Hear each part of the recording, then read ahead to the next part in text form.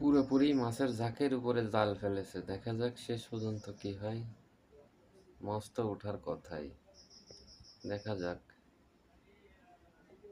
পুরোপুরি একেবারে মাছ যে জায়গায় অনেকগুলো মাছ রয়েছে সেই জায়গায় জাল ফেলেছে। কপালে থাকলে অনেকগুলোই মাছ উঠবে।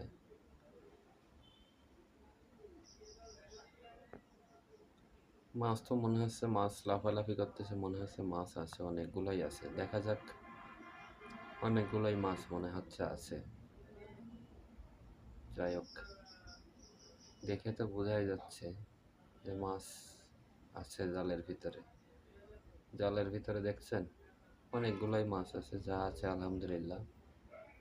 আর সব কথার শেষ কথা হচ্ছে রিজিকের মালিক আল্লাহ। আল্লাহ যা রিজিকে লিখে রাখছে তার অতিরিক্ত কোনো কিচ্ছুই আপনার হবে না বা আপনি পাবেন না।